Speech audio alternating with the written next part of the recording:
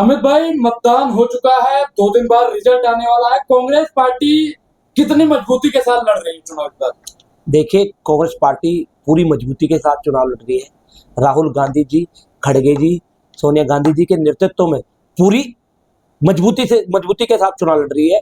India गठबंधन, जो हिंदुस्तान का सबसे मजबूत गठबंधन है, उसके बहुत ही मजबूती से चुनाव लड़ रही है। और इस बार इंडिया गठबंधन की सरकार बनने वाली है, ये देश का हर एक नागरिक जानता है। आज इंडिया गठबंधन की सरकार बनाने के लिए जो हमारे हिंदुस्तान का बेरोजगार युवा है, उसने वोट किया है। जो हमारी बहनें हैं, जो मणिपुर की बहनें हैं, जिस तरह से मणिपुर में घटना हुई, उन बहनों ने, जिन पे अत्याचार हुए, उन बहनों ने वोट किया है। हर उस किसान ने, जिसके घर से एक किसी ना किसी ने शहादत दी, तो 750 किसान बॉर्डर पे शहीद हुए। ये देश, हमारा देश, ये देश किसान का देश है, ये देश नौजवान का देश है।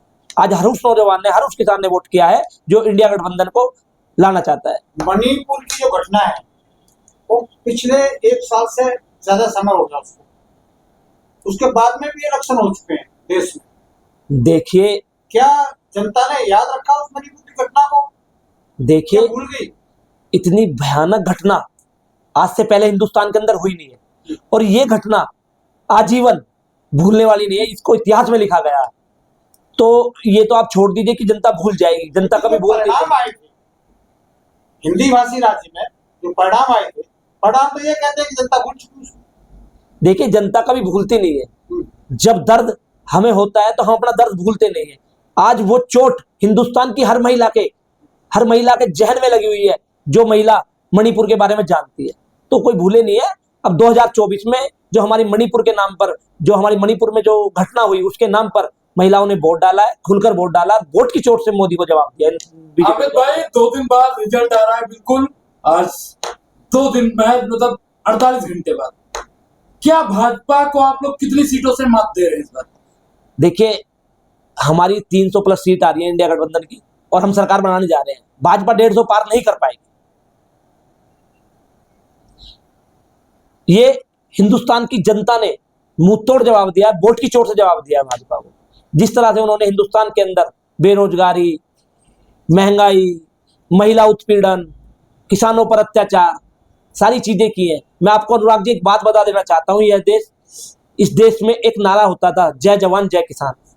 अमित भाई, एक चीज आपसे और, लोग कमेंट बहुत करते थे आप, क्योंकि आप पिछले 1.5 महीना आपने दिल्ली में जितना मेहनत किया है, मुझे लगता है कांग्रेस का कोई भी पदाधिकारी उतना मेहनत नहीं किया होगा। लोग आपसे जुड़ना चाहते थे, इंस्टाग्राम, फेसबुक, यूट्यूब पर आपने। मैं बिल्कुल इंस्टा पे भी हूँ, यूट्यूब पे भी हूँ, फेसबुक पे भी हूँ। किस किस नाम से है आईडी, थोड़ा बता दीजिए। मेरी इंस्टा की जो आईडी है वो अमित डेढ़ा 007 से है। फेसबुक की मेरी आईडी अमित डेढ़ा 007 के नाम से है। जो मेरी ट्विटर की आईडी है वो अमित डेढ़ा के नाम से है। एक्स पे भी आप उपलब्ध हैं? यस। हाँ, ठीक है, मुद्दे पर एक बात करते हैं। लोग जानना चाहते थे आपके बारे में, आपने बहुत अच्छा किया, आपने लोगों को बताया। अमित भाई, हमारा वही सवाल है कि जो मोदी जी कह रहे थे कि 400 पार, उस पर कांग्रेस पार्टी का क्या वो था? देखिए, कांग्रेस पार्टी ने कभी भी उस चीज को प्रतिक्रिया ज्यादा महत्व दिया नहीं, क्योंकि मोदी जी हमेशा झूठ बोलते आए हैं। उन्होंने 15 लाख का वादा किया, उन्होंने उज्ज्वला योजना के बारे में बताया, उन्होंने गरीब आवास के बारे में बताया, एक भी ये वादा अपना पूरा नहीं कर पाए। आज मैं आपको एक बात बता देता हूँ कि एक जो 15 लाख का वादा किया, आज 15 लाख की जो चोट नरेंद्र मोदी जी को जनता ने मारी है ना, उसका परिणाम आपको 4 तारीख को दिख जाएगा। ये 150 सीट भी नहीं ले पाएंगे, तो चाहिए 400 की बात करते हैं। रही जनता के अंदर एक बात है, वो कहते हैं 400 पार, ये सीट की बात नहीं कर रही है, 400 पार पेट्रोल की बात करते हैं। अगर ये आए तो 400 पार पेट्रोल कर देंगे। नहीं, देखिए, राजीव गांधी जी की सरकार में 400 पार हुआ था, उन्होंने तो डीजल पेट्रोल 400 पार नहीं किया था, तो यहाँ मोदी जी पर बहुत बड़ा आरोप लगा रहे हैं। देखिए, मोदी जी, राजीव गांधी जी देश के वो नेता थे जिन्होंने अपने देश के लिए शहादत दे दी। उनकी माता जी ने शहादत दे दी। शहादत दी महात्मा गांधी जी ने, आपने देखा होगा। तो मेरा कहने का मतलब, राजीव गांधी जी की और मोदी जी की कोई तुलना नहीं हो सकती। नरेंद्र मोदी जी जो 400 पार का नारा दे रहे हैं, वो हिंदुस्तान के लोकतंत्र को बदलना चाहते हैं। जो लोग हिंदुस्तान के संविधान को बदलना चाहते हैं। भरोसा है उनको, बीजेपी को? 2019 में नहीं सुना था आपने कि अब की बार 300 पार आई? इस बार नारा दे दिया 400 पार। कॉन्फिडेंस है ना। देखिए काम किया उन्होंने। नारा इन्होंने दिया है, मैंने फिर बताता हूँ आपको, 15 लाख की बात भी इन्होंने ही कही थी, पूरी हुई नहीं हुई। आज 400 पार की बात कह रहे हैं, 400 पार। फिर भी लोग भरोसा क्यों कर रहे हैं? आप भी कह रहे हो कांग्रेस वाले, देखिए मीडिया भरोसा कर रही है, लेकिन जनता वोट दे रही है ना। देखिए मीडिया बोल रही है, ऐसा मीडिया बोल रही है कि जनता वोट दे रही है, जनता वोट नहीं दे रही।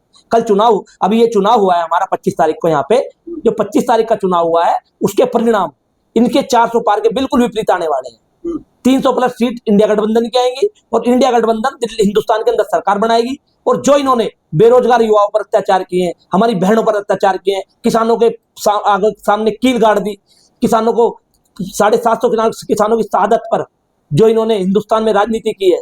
किसानों को 2,000 रुपए महीने दे रहे हैं और उसके बाद में गरीबों को राशन दे रहे हैं। देखिए इन्होंने एक बात बोली थी अभी कि एक मीडिया कर्मी ने पूछ लिया कि नरेंद्र मोदी जी कि जो रईस तो रईस होता जा रहा है और गरीब गरीब होता जा रहा है, आप बताइए क्या करेंगे। तो क्या करा उन्होंने, ऐसे देखा और सोचा, तो उन्होंने क्या जवाब दिया, क्या मैं रईसों को गरीब कर दूं? एक हिंदुस्तान का प्रधानमंत्री इस तरह की बात करता है, उसको शोभा देता है। आज आपने देखा होगा, आज जो बात हुई है, आज इन्होंने बोला है तबायफ, ऐसे कुछ शब्द, मुजरा बोला इन्होंने, सॉरी मैं थोड़ा, क्योंकि ना एक चीज ना वही चीज घूम फिर के जा रही है।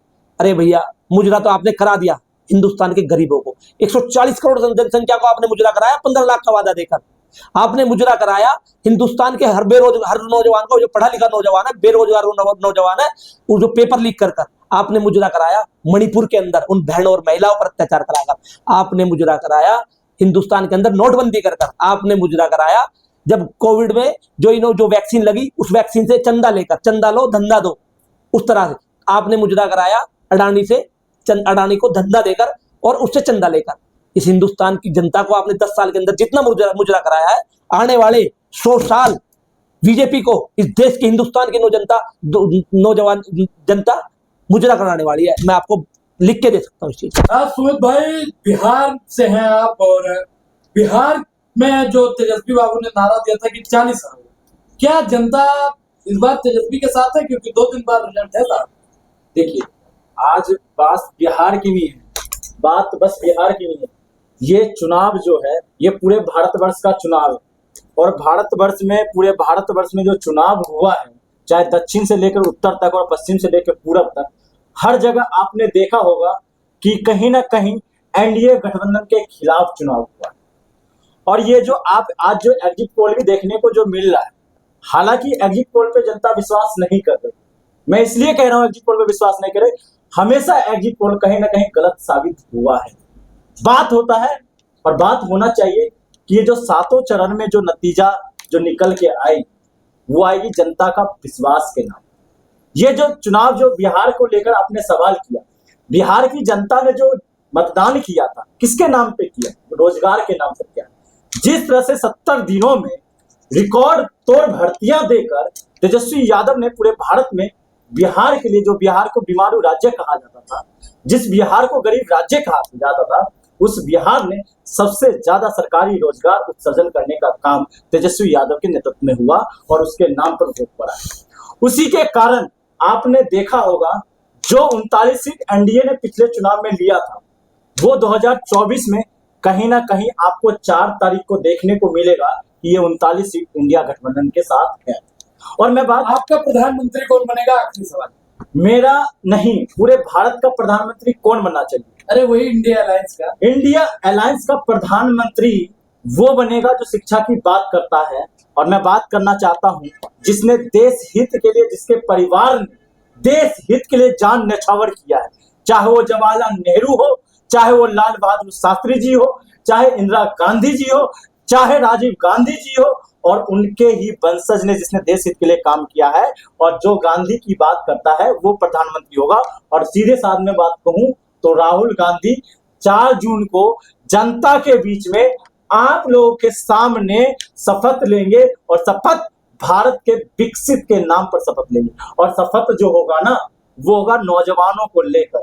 शपथ जो होगा ना, देश की संविधान की रक्षा के नाम पर, शपथ होगा बाबा साहब भीमराव अंबेडकर के नाम पर, शपथ होगा भगत सिंह के आजादी के नाम पर, शपथ होगा सुभाष चंद्र बोस के नाम पर, और ये शपथ होगा नौजवान हित में महिला हित। अमित भाई आखिरी सवाल आपसे भी लेंगे, क्योंकि जो कांग्रेस ने 5 न्याय और 25 गारंटियों की बात की थी, ये सारी योजनाएं कब से लागू हो जाएगी? 4 तारीख को आप सरकार बना रहे हैं।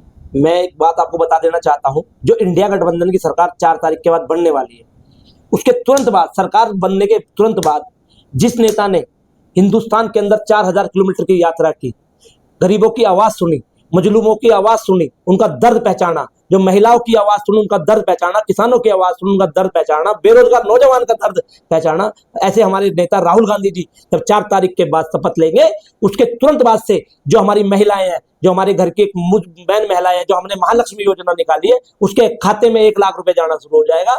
जो हमारा रोजगार है, जो हमारा बेरोजगार युवा है, उसके जो जितनी नौकरी राहुल जी ने बोला है, पहली पक्की नौकरी जो देने की बात की है, वो तुरंत एकदम पक्की नौकरी दी जाएगी। मतलब जुलाई से आपकी योजनाएं खटाखट जुलाई से हमारी योजनाएं आनी शुरू हो जाएंगी। उसके बाद आएगी बारी, उसके बाद बारी आएगी नौजवान की, उसके बाद जो बारी आएगी, जो इन्होंने अग्निवीर के नाम पर हिंदुस्तान की जनता को धोखा दिया है, उसकी, उसके तुरंत बाद संसद में जो ये बिल लेके आए थे, जिन्होंने नौजवान को आगाज करने का काम किया, उस बिल को कैंसिल करने की बारी आई। चलिए अमित भाई आपका बहुत बहुत धन्यवाद। सुमित भाई आपका भी बहुत बहुत धन्यवाद, आप लोगों ने अपना कीमती समय दिया। धन्यवाद अनुराग जी।